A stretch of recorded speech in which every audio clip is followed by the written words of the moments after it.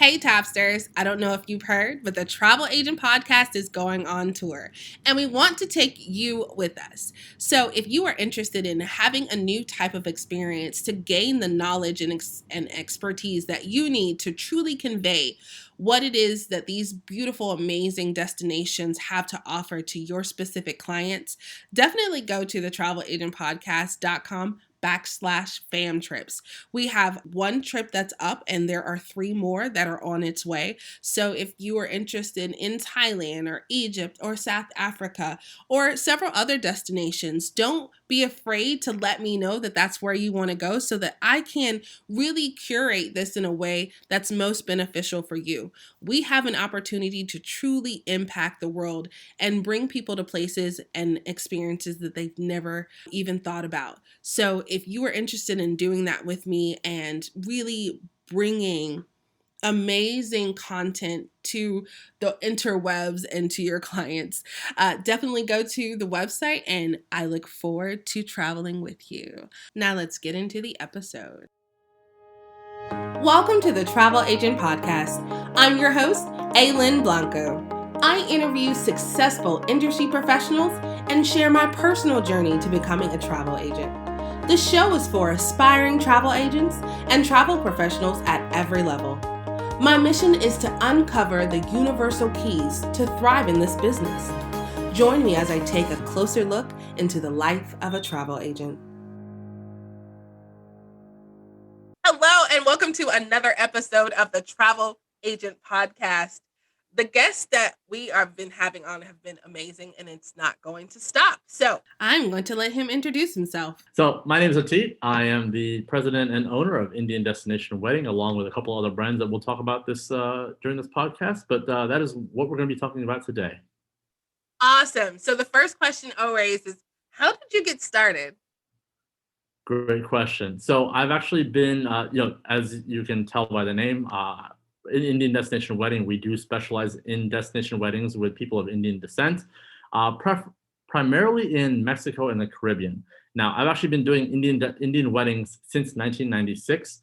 I started an entertainment company back in 1996 called Planet DJ Productions that, again, specialized in weddings for Indians, South Asians, and a lot of fusion weddings. So that's been going for 25 years, still strong, still going.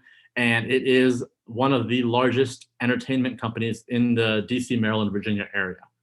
So I decided to diversify and decided, hey, I already have the ears of my couples. I'm taking care of their events. I'm providing DJ, sound, lighting, musicians, singers, dancers. So they're getting get married with us, but they're going to have to go on a honeymoon at some point. So why not diversify? So I first started just by adding in the ability to offer honeymoons. So I actually had a travel agent back then, and I decided to pitch the idea to him, and I joined him. He was my host company for the first 4 or 5 years of me being a travel agent. And I learned from him and learned from the company, was part of an agency, and started offering honeymoons. I quickly realized within the first year of becoming a travel agent on the side, I immediately got 6 to 10 destination weddings in my first year. So I found out that that's really where the market is, and people really appreciated my experience, my knowledge of weddings, because I'm not just bringing the travel aspect, I'm bringing the aspect of production. I'm bringing the aspect of how entertainment will work, how flowers and decor will work, because I also have wedding planners on staff. So from that, I decided to create Indian Destination Wedding. That's such a great story, because I think so many people don't realize, like, you have a network, right? Mm-hmm. And if you just kind of tap into the network that you already have, magic can happen. And it sounds like that's what happened for you. Absolutely. So tell us, like, in the very beginning of starting the travel agency, what is something that you wish you would have known, that you know now that you wish you would have known in the very beginning? Yeah, I would probably say two things. One, as a joke, I thought it would be really easy to get started in the travel world by first pitching your idea, or at least, kind of marketing yourself to family and friends. I can count on my one hand how many family members have booked with me. I wish it'd be more, but it's not the reality, at least not in my culture.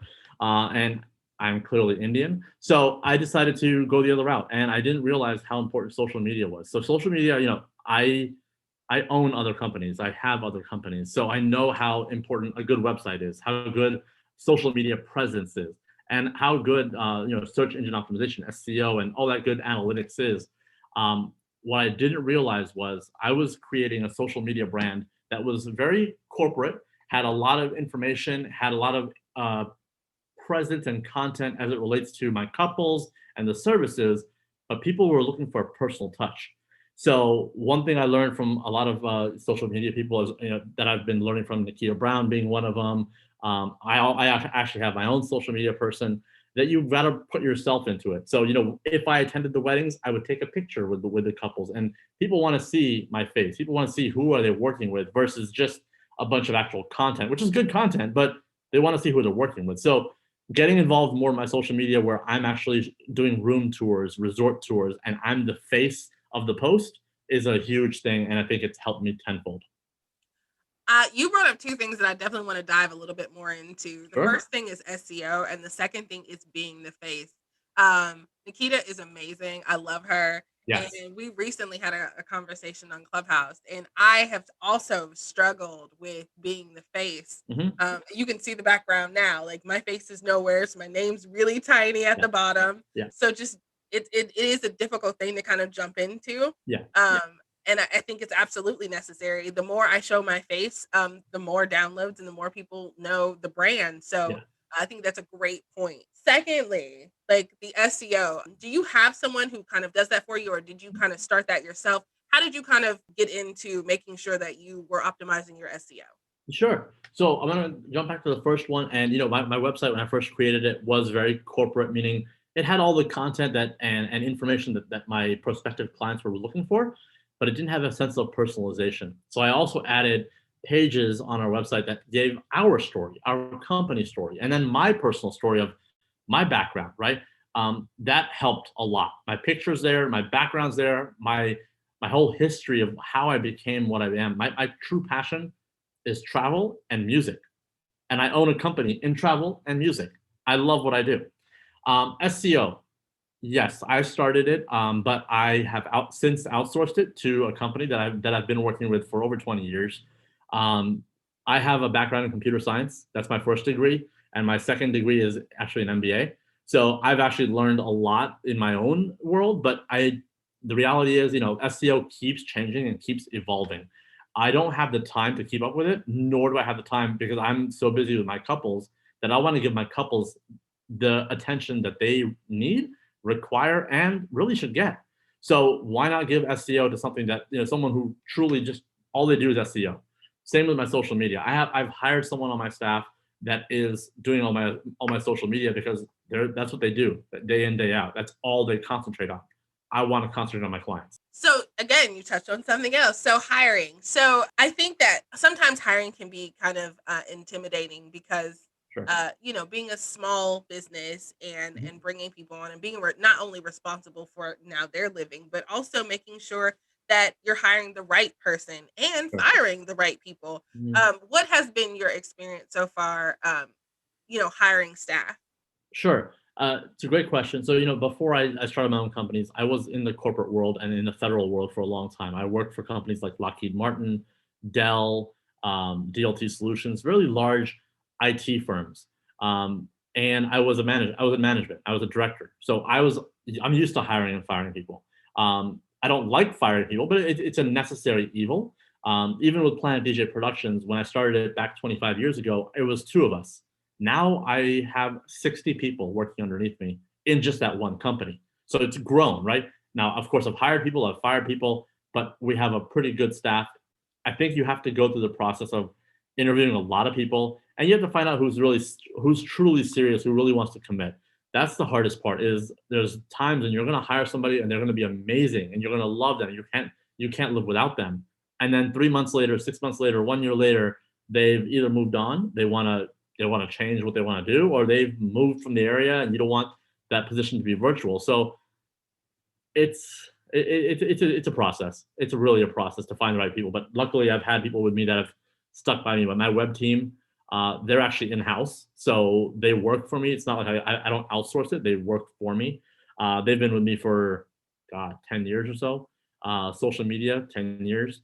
SEO is outsourced, but I've used the same company for about 20 years. So it's just finding the right people. And then all my agents and admin staff have been with me for a long time as well. So I'm gonna, and how do you keep your staff happy? Because I think that's one of the things I've noticed is that a lot of people have a lot of turnover, or like you said, Sure. they'll stick with you for a couple months or even a year, and then they kind of move on. But since you've had such tenure with the staff that you've hired, what do you think the secret is? One of it has to be compensation, obviously, right? I mean, people want to get compensated for their time. So you have to look at, okay, if they're asking for a high dollar amount, there's a reason they're doing it. They have the experience, they have the knowledge, and they can get that same price somewhere else. Then you have to look at the ratio is when you're paying them this much, how much time does that save you? And how much is that worth to you? So compensation is definitely huge. Keeping them motivated and interested in the job is second. If they're truly not in it for the passion of the job or for the job itself, it doesn't matter what you throw at them. You can throw $100,000 at them. They're the wrong person. They have to have a passion for what they do. If they're just doing it for the dollar or just doing it to be a job, they're the wrong person. And you should have been able to ask some questions in the beginning in the interview process where they should have been weeded out. So I have my interview process is really rigorous now. Where in the beginning, I was learning. So I hired people. They came on board. They did a couple of jobs and then they left. Now it's to the point where I've made my interview process multi rounds. It's rigorous. I go from 50 candidates down to 10, down to 2, down to 1. So it does really kind of weed out the people who are just looking for that next dollar. I don't want that. I want someone who will truly give a customer focused kind of experience for my clients.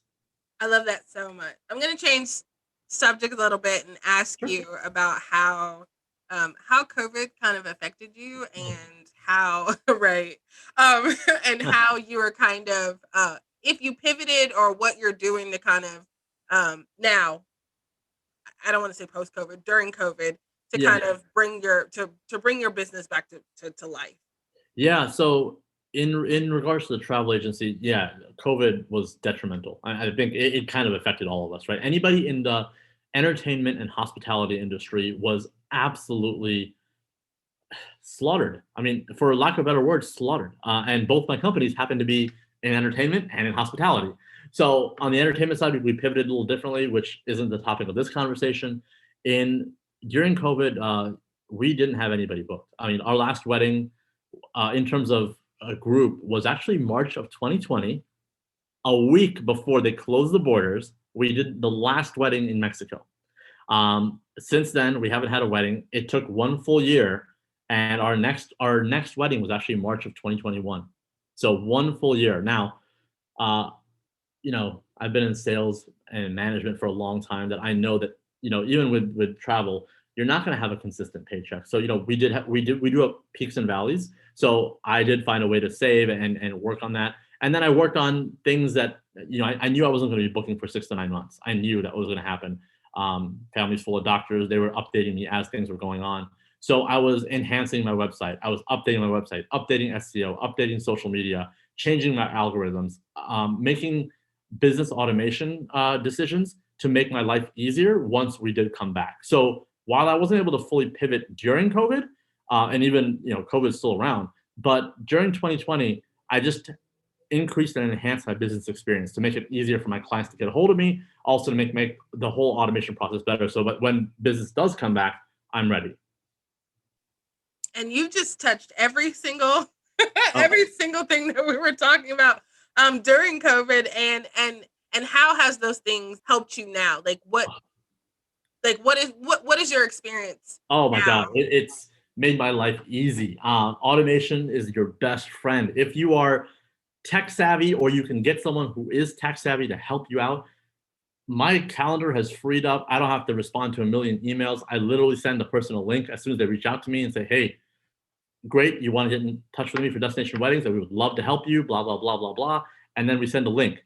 That link is directly tied to my calendar, and it can show them what days and times I'm available. They pick their day and time. As soon as they do that, it automatically opens up a form with all the questions that I want answers to before they even sign up for that call. Simple things: name, number, email. When do they want to get married? Where do they want to get married? What's their budget like? What's their head count like? All this typical destination wedding stuff. So I'm already half prepared by the time the call happens. Then I've also put into place retainer agreements, structures, and things like that, so that once they're ready to move forward, hey, get this thing signed, we're done to go. I've built presentations, I've built templates. It's really made my life a lot easier, and I've added these links onto all of our websites as well. So it makes it easy for people to get in touch with us. So how busy are you right now? Oh my gosh. I'm super overwhelmed. I was working a couple of days a week before. Now I'm working 7 days a week and evenings, and I can't even catch up. And on the weekends, I don't have calls. I actually stopped taking calls on Thursday and Friday because I need time to catch up. I've had to hire 2 additional people just to take over my group business, to handle operations. So while I'm closing weddings, I can't also be handling all the operations. I've actually ended up having hired 2 more people. I hired an agent out of Pennsylvania. I've hired an agent in New York, hired an agent in DC, and then I hired 2 admins, 2 virtual admins as well. So it's going, and I'm hiring 2 more. So super busy. I have at least 30 weddings between now and the end of the year. And 30 seems like a small number, but when each wedding is between 75 and 150 rooms, not people, rooms. So you're looking at about 150 to 300 people each time. It's a lot of rooms to book. So it takes a lot of time, and then multiply that by 30 weddings. So super busy, but super blessed, super happy, super glad. It's just the right way to turn around after that miserable 2020 year of COVID. I am so excited for you. That sounds amazing to be able to go from nothing, right? Yeah, literally. Yeah. Literally nothing to 30 weddings. Well, Yeah. it's been an amazing time with you. I look forward to following your journey and all the things that you are doing and all of your businesses. And so I hope to be able to follow you soon, see those things. Is there anything that's super duper exciting that you have happening in your life or business that's coming up right now before we go? As an agent, take advantage of all the things that are given to you, right? Like we get access to all these grand openings and events. So I do have some grand openings coming up. I attended a grand opening in February for the new Planet Hollywood Cancun. Kudos to them, great resort. I'm attending a grand opening in June for one of the Playa resorts in the Yucatan area. Can't wait to see that in Playa del Carmen. So, seeing properties is huge. I think that's what, that was my plan in 2020. I literally had plans. I had, I think, 15 international trips on the books for that 1 year, at least once or twice a month, to go visit resorts, to see other destinations. And I did that in January of 2021, where I went to Turks and Caicos and did resort tours, interviews with the wedding planning staff that was on property. So I'm going to continue to do that. And that's probably the biggest thing I have going on, is just I'm making my way around different properties throughout the year, just to do those kinds of interviews and those kinds of tours, so that my guests can see. Awesome. Absolute pleasure to interview. And thank you. I look forward to just following your journey. Thank you so much. It's been a pleasure. Thank you so much for having me. Thank you for joining the Travel Agent Podcast. Don't forget to subscribe, rate, and review. Visit thetraveleagentpodcast.com for more information about today's episode and other travel agent resources. Be sure to tune in every Thursday for new episodes. Until next time, continue to build a travel business you love.